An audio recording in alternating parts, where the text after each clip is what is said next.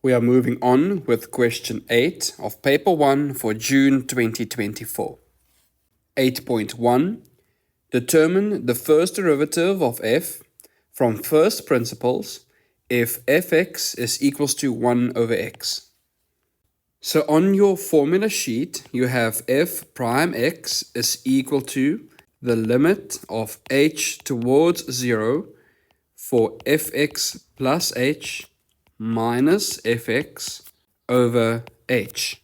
Now in this question, fx plus h would be equal to 1 over x plus h.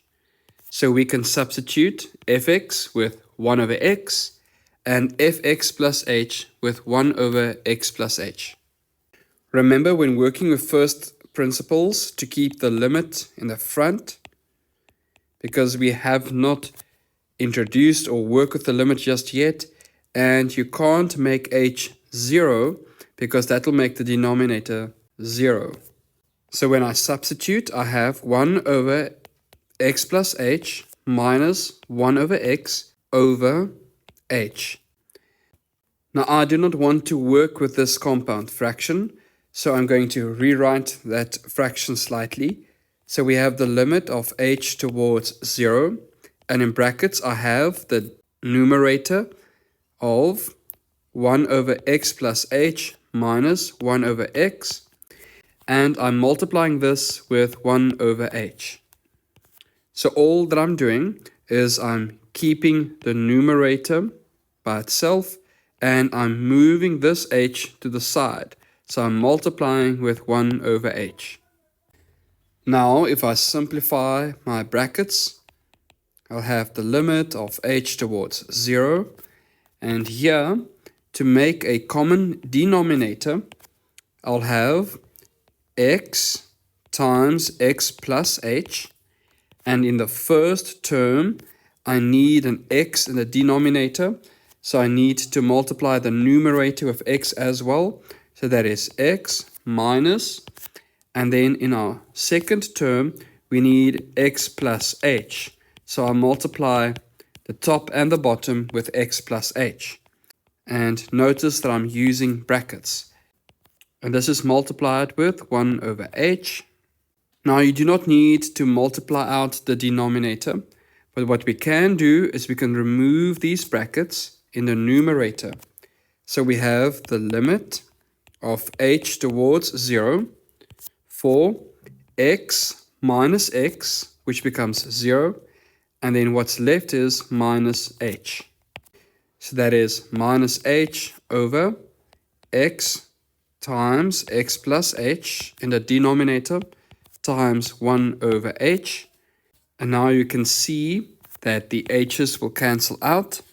So I'm left with the limit of h towards 0 of negative 1 over x times x plus h. Now I can introduce the limit. So if I make h tend towards 0, in the bracket this will become 0.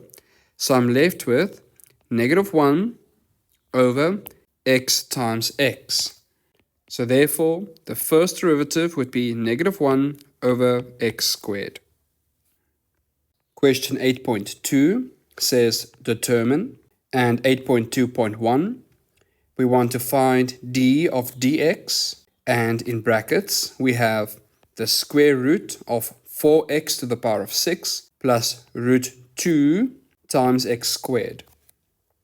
So in 8.2.1, I can rewrite the first term.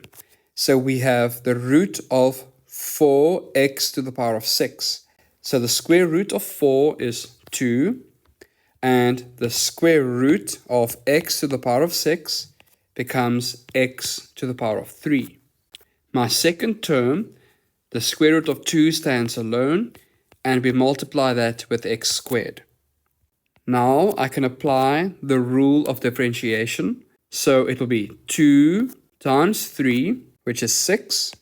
And in the exponent, we subtract 1, so that becomes 6x squared, plus, now the root of 2 is standing by itself, so we have the root of 2 times the exponent of 2, So that is 2x to the power of 2 minus 1, which is simply 1.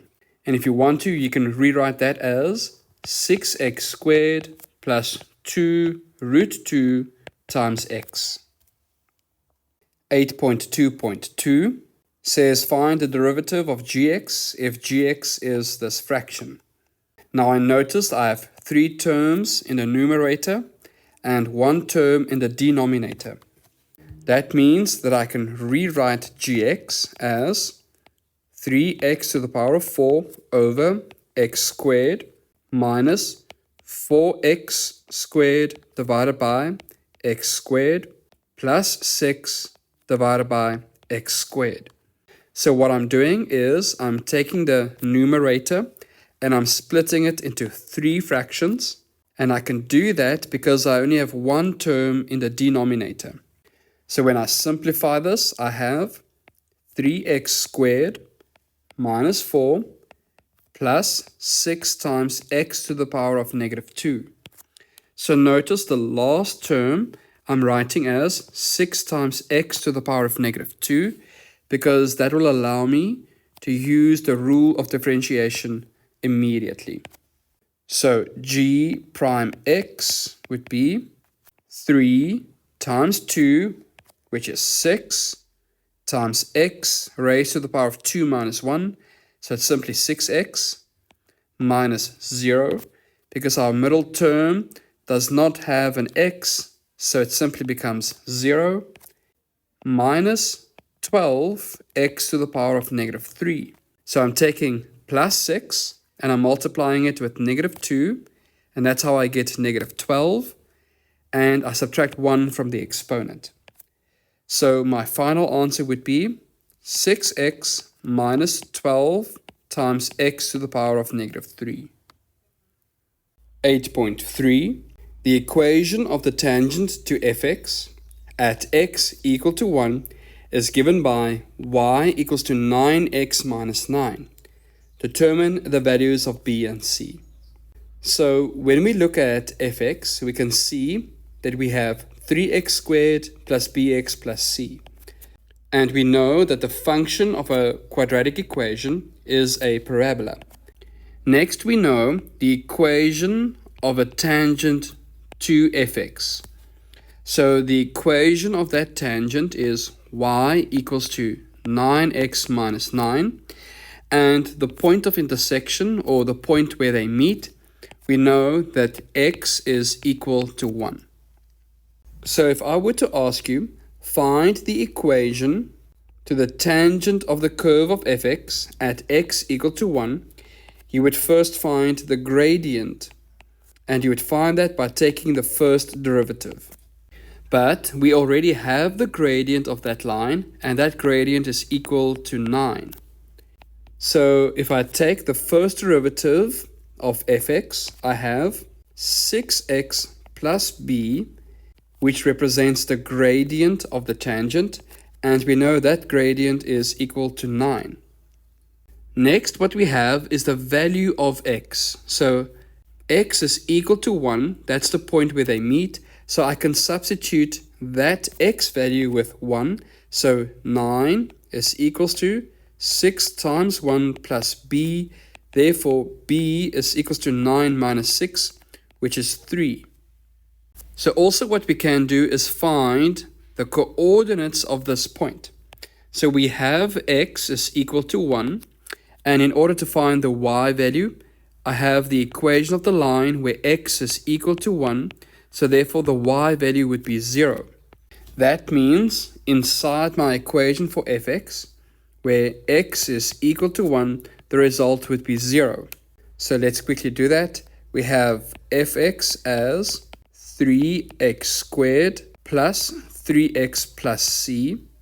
Y is equal to 0 when x is equal to 1. And that will allow me to find c.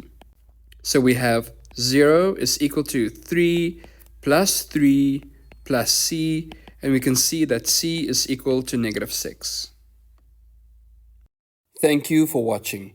Remember to show your support by hitting the like button and subscribing to Mathenatic.